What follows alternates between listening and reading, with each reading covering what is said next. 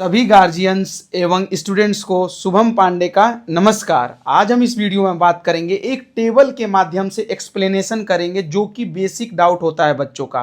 और NEET 2025 result का जो फर्स्ट पेज का लास्ट टेबल है उसके बारे में भी डिटेल डिस्कशन करेंगे। और जो भी बेसिक डाउट है regarding category wise reservation, percentile क्या होता है, परसेंटेज क्या होता है, इस साल का क्वालिफाइंग मार्क्स क्या है अगर प्राइवेट में एडमिशन लेना है, गवर्नमेंट सीट लेने के लिए क्या कट ऑफ क्रॉस करना पड़ेगा, क्या परसेंटाइल होता है, कितने बच्चे कितने नंबर के बीच में वेरी करते हैं, इन सारे बातों पे बेसिक के साथ फुल फॉर्म के साथ जो भी वर्डिंग है टेबल वाइज, जो कि आप लोगों को दिक्कत हो रहा होगा कि इसका फुल फॉर्म क्या होता है, इसका मतलब क्या होता है, इसका अलग से रिजर्वेशन ऑफ रिजर्वेशन, इन सारे बातों पे डिटेल डिस्कशन करेंगे। मीन्स अगर आप ये वीडियो देखते हैं तो आपका जो बेसिक डाउट है वो क्लियर हो जाएगा। बहुत सारे बच्चों का बेसिक डाउट होता है वो क्लियर हो जाएगा। कट ऑफ का एक अप्रोक्सीमेशन आप लगा सकते हैं। और एमबीबीएस अगर एब्रॉड, जो कि हमारा ऑर्गेनाइजेशन है, एक यूनिक तरीके से, एक रिवॉल्यूशनरी तरीके से एमबीबीएस एब्रॉड बच्चों को भेजता है, मीन्स पूरे ट्रस्ट, ट्रुथ और ट्रांसपेरेंसी के साथ, उसके बारे में भी डिस्कशन करेंगे कि क्या एलिजिबिलिटी क्राइटेरिया है अगर आप एमबीबीएस एब्रॉड के लिए एडमिशन प्लान कर रहे हो। तो वीडियो को स्टार्ट करने से पहले Aryavarta sky from abroad private limited आपको आगाह करता था और रहेगा कि be aware of hidden charges like OTC one time charge, miscellaneous charge, overhead charge, administrative fees, any type of admission fees in US dollar, type of additional fees after before arrival।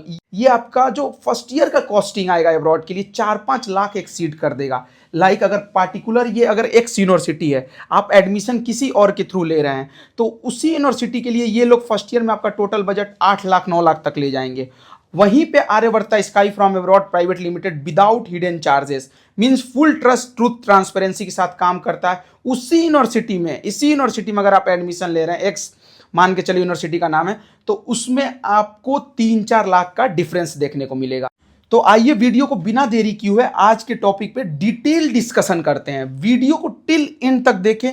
कोई भी basic doubt regarding cut off, qualifying marks, क्या criteria रहेगा, क्या minimum marks चाहिए, MBBS abroad हो गया या private college in India हो गया, बीडीएस, बीएमएस, यूनानी, मतलब किसी में भी एडमिशन लेने के लिए, इन सारे बातों पे डिटेल डिस्कशन करेंगे। तो आइए वीडियो को बिना देरी किए हुए स्टार्ट करते हैं अपने टॉपिक पे। देखिए, जब आप लोग नीट का रिजल्ट डाउनलोड किए होंगे तो फर्स्ट पेज पे लास्ट पैराग्राफ आप देखे होंगे जिसमें qualifying marks, cut off marks, ये सब लिखा होगा। लेकिन आप सभी को, बहुत सारे बच्चों को कंफ्यूजन, कितने बच्चे मेरे से क्वेरी कर रहे हैं सर मैं क्वालिफाई हूं कि नहीं, तो उस टेबल को आप स्क्रीन पे देख रहे होंगे। अब मैं इसी टेबल के बारे में आपसे डिटेल डिस्कशन करूंगा इस वीडियो में। Point wise point detail discussion होगा, आप समझने की कोशिश करिए। Cut off, percentile and marks as per NMC, DCI, NCISM regulation, means 3 प्रकार की रेगुलेटरी बॉडीज ने मिलके इस कटअप को जारी किया है। एक तो एनएमसी, नेशनल मेडिकल काउंसिलिंग, एक DCI, dental council of India, और एक NCISM, means national commission for Indian system of medicine.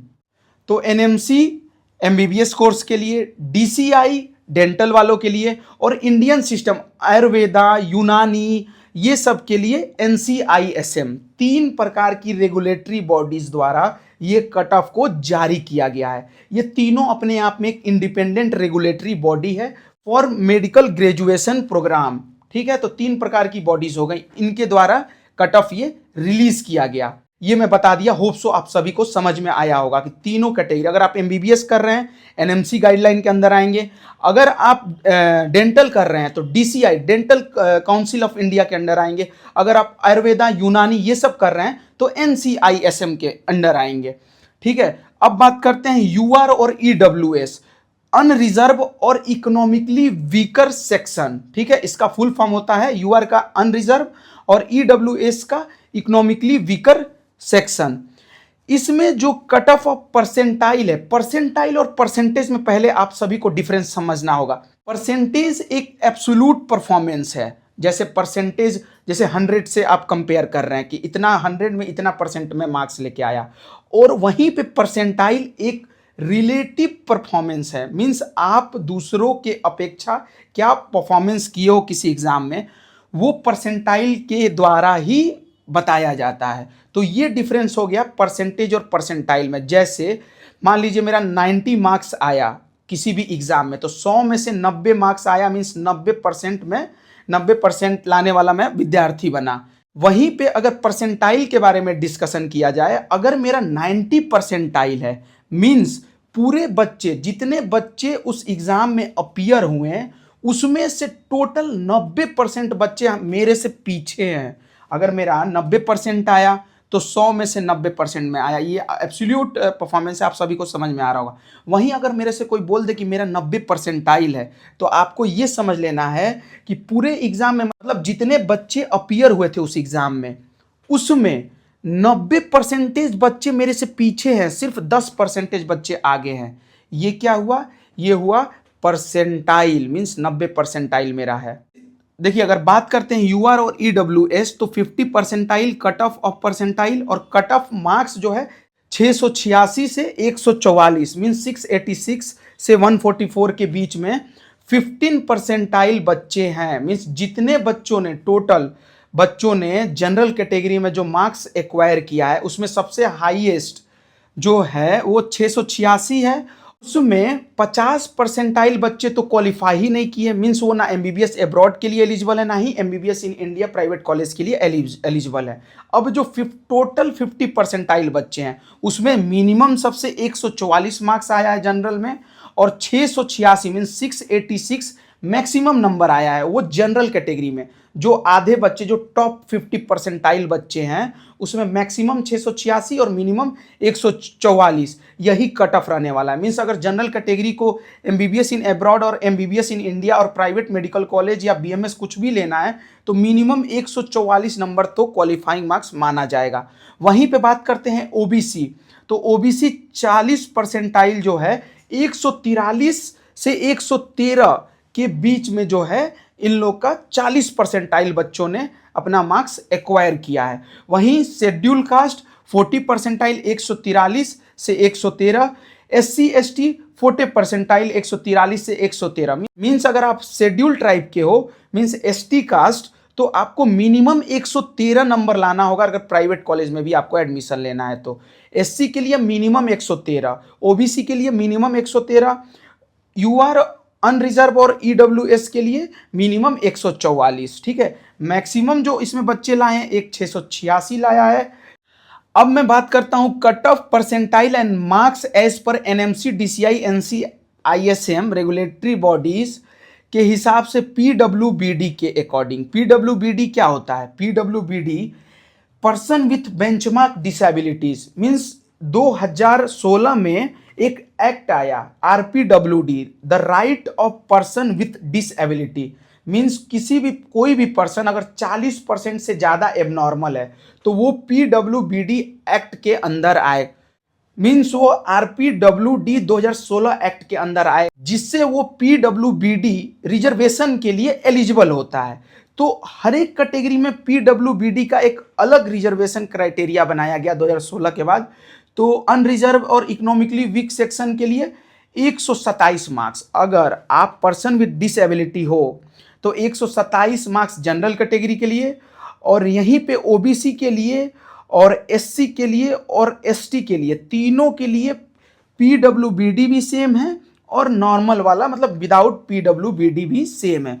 Means 113 113 113 minimum marks होना चाहिए तो आप एलिजिबल हो कहीं भी एमबीबीएस इन इंडिया और एमबीबीएस अब्रॉड के लिए। लेकिन पीडब्ल्यूबीडी यूआर ईडब्ल्यूएस में थोड़ा सा डिफर हो जाता है, 127 मीन्स 17 नंबर का डिफरेंस देखने को मिलता है।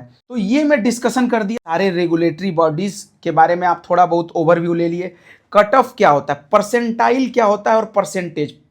परसेंटेज क्या है? एक एब्सोल्यूट वैल्यू है, परसेंटाइल एक रिलेटिव वैल्यू है। ये सब के बारे में मैं डिटेल डिस्कशन कर दिया इस वीडियो में। और चूंकि आप टेबल देख ही रहे होगे तो इसमें जो मिनिमम मार्क्स है वही रिक्वायर्ड नंबर है, और नंबर ऑफ कैंडिडेट आप कैलकुलेट कर लो कि 50 परसेंटाइल में 11,01,151 बच्चों ने जो भी टोटल मार्क्स हुआ जनरल कैटेगरी में तो जो उसमें 50 मतलब 50 परसेंटाइल बच्चे हैं, इतने बच्चों ने एग्जाम क्वालिफाई कर लिया है। नंबर ऑफ कैंडिडेट मतलब ये बच्चे क्वालिफाइड है for private NMC guideline in India admission, private admission, BMS admission. इतने बच्चे नंबर ऑफ कैंडिडेट में जिसका जितने बच्चे हैं नंबर ऑफ कैंडिडेट में, all are eligible for private college. अब उसमें जो कट ऑफ के हिसाब से मैक्सिमम नंबर है वो गवर्नमेंट सीट के लिए एलिजिबल है, उसको गवर्नमेंट सीट अलॉट होगा। होप सो आपको ये वीडियो थोड़ा सा इंफॉर्मेटिव लगी हो। अगर कंफ्यूजन हो रहा हो तो कमेंट में लिखे, मैं आंसर दूंगा। नंबर स्टूडेंट हेल्पलाइन में कॉल करें अगर आप एमबीबीएस अब्रॉड के लिए प्लान कर रहे हैं तो। और हाँ, मैं जो है एक्सपर्ट हूं for MBBS abroad without hidden charge, trust plus truth plus transparency के साथ हम लोग एडमिशन कराते हैं, 0 रुपीज हिडन चार्जेस के साथ, बिल्कुल ईमानदारी के तहत। और हाँ, अगर कोई डाउट हो किसी को तो आप हमारे हेड ऑफिस कोटा में आ सकते हैं, मेरे से एफिडेविट बनवा सकते हैं। आप जो बोलेंगे वैसे हम लोग एग्री करते हैं, क्योंकि हम लोग कोई भी हिडन चार्जेस नहीं लेते। और ये भी बताना चाहूँगा कि इंडिया की मात्र एक यही कंसल्टेंसी है जो कि हिडन चार्जेस नहीं लेती। बाकी सारी कंसल्टेंसी, इसमें मैं 99% नहीं बोलूँगा, 99.99 even 100% except Aryavarta overseas, all consultancies are taking much hidden charges in first year like 3 lakh, 4 lakh, 5 lakh. तो please be aware of this type of hidden charges. Hope so आपको ये वीडियो इन्फॉर्मेटिव लगी हो। Channel को like करें, subscribe करें और ज्यादा से ज्यादा शेयर करें। फिर मिलते हैं नेक्स्ट वीडियो में किसी नए यूनिवर्सिटीज के फीस स्ट्रक्चर के बारे में डिटेल डिस्कशन करते हुए। तब तक के लिए ऑल द बेस्ट, शुक्रिया, धन्यवाद।